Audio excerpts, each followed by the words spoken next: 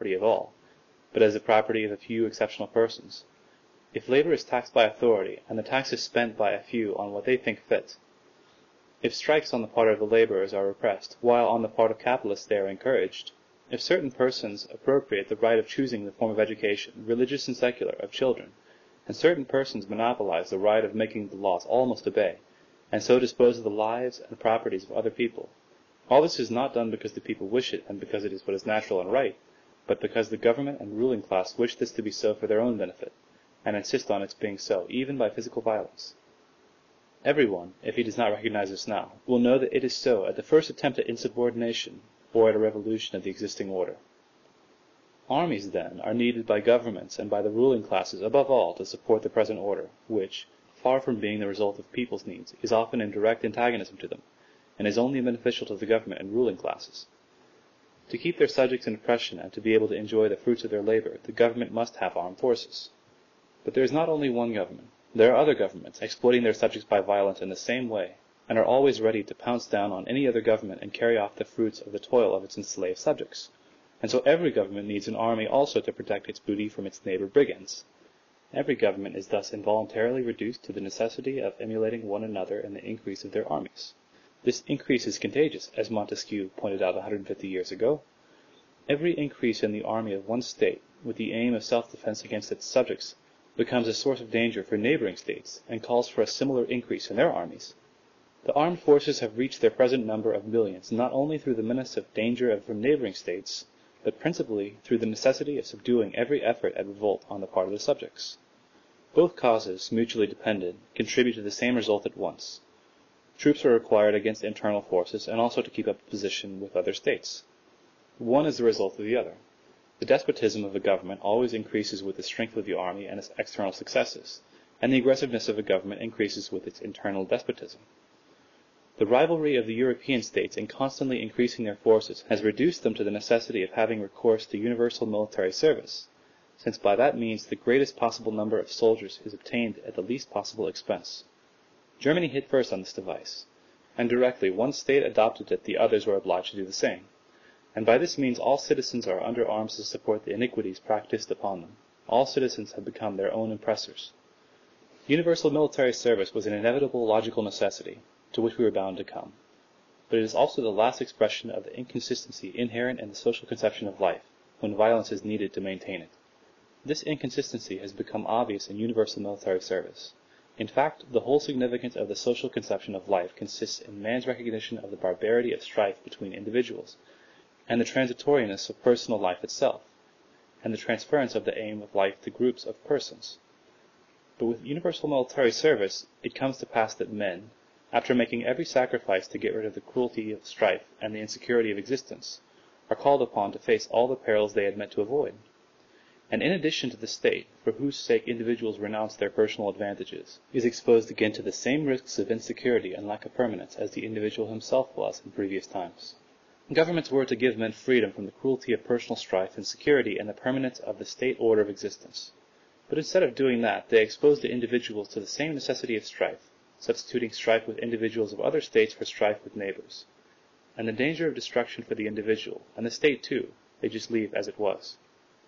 Universal military service may be compared to the efforts of a man to prop up his falling house, who so surrounds it and fills it with props and buttresses and planks and scaffolding, that he manages to keep the house standing only by making it impossible to live in it. In the same way, universal military service destroys all the benefits of the social order of life which it is employed to maintain. The advantages of social organization are security of property and labor and associated action for the improvement of existence. Universal military service destroys all this. The taxes raised from the people for war preparations absorb the greater part of the produce of labor which the army ought to defend. The withdrawing of all men from the ordinary course of life destroys the possibility of labor itself. The danger of war, ever ready to break out, renders all reforms of social life vain and fruitless. In former days, if a man were told that if he did not acknowledge the authority of the state, he would be exposed to attack from enemies domestic and foreign, that he would have to resist them alone, and would be liable to be killed, and that therefore it would be to his advantage to put up with some hardships to secure himself from these calamities, he might well believe it, seeing that the sacrifices he made to the state were only partial, and gave him hope of tranquil existence in a permanent state. But now, when the sacrifices have increased tenfold and the promised advantages are disappearing, it would be a natural reflection that submission to authority is absolutely useless. But the fatal significance of universal military service, as the manifestation of the contradiction inherent in the social conception of life, is not only apparent in that. The greatest manifestation of this contradiction consists in the fact that every citizen, in being made a soldier, becomes a prop of a government organization, and shares the responsibility of everything the government does, even though he may not admit its legitimacy. Governments assert that armies are needed above all for external defense, but that is not true. They are needed principally against their subjects, and every man, under universal military service, becomes an accomplice in all the acts of violence of the government against the citizens without any choice of his own. To convince oneself of this, one need only remember what things are done in every state, in the name of order and the public welfare, of which the execution always falls to the army. All civil outbreaks for dynastic or other party reasons, all the executions that follow on such disturbances, all repression of insurrections and military intervention to break up meetings and to suppress strikes, all forced extortion of taxes, all the iniquitous distributions of land, all the restrictions on labor, are either carried out directly by the military or by the police with the army at their back. Anyone who serves his time in the army shares the responsibility of all these things, about which he is, in some cases, dubious, while very often they are directly opposed to his conscience. People are unwilling to be turned out of the land they have cultivated for generations, or they are unwilling to disperse when the government authority orders them, or they are unwilling to pay the taxes required of them, or to recognize laws as binding on them when they have had no hand in making them, or to be deprived of their nationality. And I, in the fulfillment of my military duty, must go and shoot them for it. How can I help asking myself, when I take part in such punishments, whether they are just, and whether I ought to assist in carrying them out? Universal service is the extreme limit of violence necessary for the support of the whole state organization, and it is the extreme limit to which submission on the part of the subjects can go. It is the keystone on the whole edifice, and its fall will bring it all down. The time has come when the ever-growing abuse of power by governments and their struggles with one another has led to their demanding such material and even moral sacrifices from their subjects that every one is forced to reflect and ask himself, can I make these sacrifices? And for the sake of what am I making them? I am expected for the sake of the state to make these sacrifices, to renounce everything that can be precious to man, peace, family, security, and human dignity? What is this state, for whose sake such terrible sacrifices have to be made? And why is it so indispensably necessary? The state, they tell us, is indispensably needed in the first place, because without it we should not be protected against the attacks of evil-disposed persons. And secondly, except for the state we should be savages, and should have neither religion, culture, education, nor commerce, nor means of communication, nor other social institutions. And thirdly, without the state to defend us we should be liable to be conquered and enslaved by neighboring peoples. Except for the state, they say, we should be exposed to the attacks of evil-disposed persons in our own country. But who are these evil-disposed persons in our midst, from whose attacks we are preserved by the state and its army? Even if, 3 or 4 centuries ago, when men prided themselves on their warlike prowess, when killing men was considered a heroic achievement, there were such persons, we know very well that there are no such persons now, that we do not nowadays carry or use firearms, but everyone professes humane principles and feels sympathy for his fellows, and wants nothing more than we all do, that is, to be left in peace to enjoy his existence undisturbed. So that nowadays there are no special malefactors from whom the state could defend us. If by these evil-disposed persons is meant the men who are punished as criminals, we know very well that they are not a different kind of being, like wild beasts among sheep, but are men like ourselves, and no more naturally inclined to crimes than those against whom they commit them. We now know that threats and punishments cannot diminish their number, that can only be done by change of environment and moral influence, so that the justification of state violence on the ground of the protection it gives us from evil-disposed persons, even if it had some foundation 3 or 4 centuries ago, has none whatever now. At present one would rather say, on the contrary, that the action of the state with its cruel methods of punishment, behind the general moral standard of the age, such as prisons, galleys, gibbets, and guillotines, tends rather to brutalize the people than to civilize them, and consequently rather to increase than diminish the number of malefactors. Except for the state, they tell us, we should not have any religion, education, culture, means of communication, and so on. Without the state, men would not have been able to form the social institutions needed for doing anything. This argument, too, was well founded only some centuries ago. If there was a time when people were so disunited, when they had so little means of communication and the interchange of ideas, that they could not cooperate and agree together in any common action in commerce, economics, or education without the state as a center, this want of common action exists no longer. The great extension of means of communication and interchange of ideas has made men completely able to dispense with state aid in forming societies, associations, corporations, and congresses for scientific, economic, and political objects. Indeed, government is more often an obstacle than an assistance in attaining these aims. From the end of the last century, there has hardly been a single progressive movement of humanity which has not been retarded by the government. So it has been with the abolition of corporal punishment, of trial by torture, and of slavery, as well as the establishment of the liberty of the press and of the right of public meeting.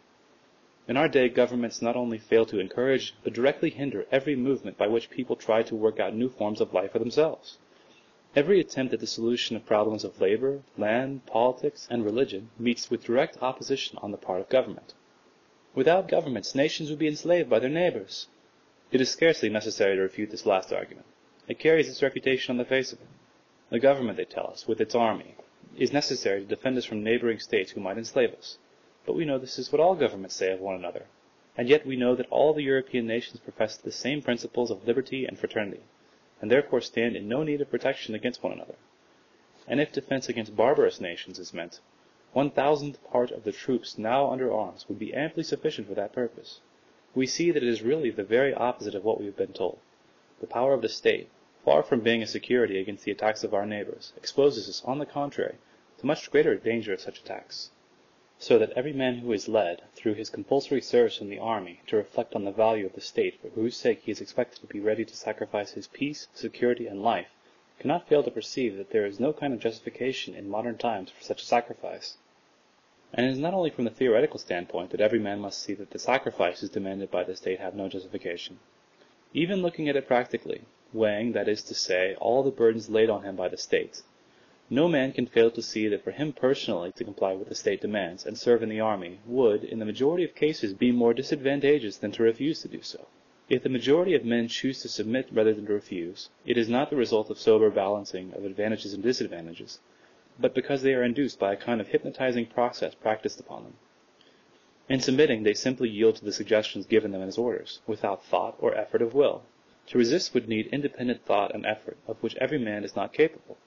Even apart from the moral significance of compliance or non-compliance, considering material advantage only, non-compliance will be more advantageous in general. Whoever I may be, whether I belong to the well-to-do class of the oppressors, or the working class of the oppressed, in either case the disadvantages of non-compliance are less, and its advantages greater than those of compliance. If I belong to the minority of oppressors, the disadvantages of non-compliance will consist in my being brought to judgment for refusing to perform my duties to the state, and if I am lucky, being acquitted, or, as is done in the case of the Mennonites in Russia, being set to work out my military service as some civil occupation for the state, while, if I am unlucky, I may be condemned to exile or imprisonment for 2 or 3 years, I judge by the cases that have occurred in Russia, possibly to even longer imprisonment, or possibly to death, though the probability of that latter is very remote. So much for the disadvantages of non-compliance. The disadvantages of compliance will be as follows. If I am lucky, I shall not be sent to murder my fellow creatures, and shall not be exposed to great danger of being maimed or killed, but shall only be enrolled into military slavery. I shall be dressed up like a clown, I shall be at the beck and call of every man of a higher grade than my own, from corporal to field marshal, shall be put through any bodily contortions at their pleasure, and after being kept from 1 to 5 years, I shall have 10 years afterward to be in readiness to undertake all of it again at any minute. If I am unlucky, I may, in addition, be sent to war, where I shall be forced to kill men of foreign nations who have done me no harm, where I may be maimed or killed, or sent to certain destruction, as in the case of the garrison or Sevastopol, and other cases in every war, or what would be most terrible of all, I may be sent against my own compatriots, and have to kill my own brothers for some dynastic or other state interests which have absolutely nothing to do with me. So much for the comparative disadvantages. The comparative advantages of compliance and non-compliance are as follows. For the man who submits, the advantage will be that, after exposing himself to all the humiliation and performing all the barbarities required of him, he may, if he escapes being killed, get a decoration of red or gold tinsel to stick on his clown's dress. He may, if he is very lucky, be put in command of hundreds of thousands of others as brutalized as himself, be called a field marshal, and get a lot of money. The advantages of a man who refuses to obey will consist in preserving his dignity as a man, gaining the approbation of good men, and above all knowing that he is doing the work of God, and so undoubtedly doing good to his fellow men. So much for the advantages and disadvantages of both lines of conduct for a man of the wealthy class, an oppressor. For a man of the poor working class, the advantages and disadvantages will be the same, but with a great increase of disadvantages. The disadvantages of the poor man who submits will be aggravated by the fact that he will be taking part in it, and, as it were, assenting to it strengthen the state of the subjection in which he is held himself. But no considerations as to how far the state is useful or beneficial to the men who help to support it by serving in the army, nor the advantages or disadvantages for the individual of compliance or non-compliance with the state demands, will decide the question of the continued existence or the abolition of government. This question will be finally decided beyond appeal by the religious consciousness or conscience of every man who is forced, whether he will or no, through universal conscription, to face the question whether the state is to continue to exist or not. End of chapter 7.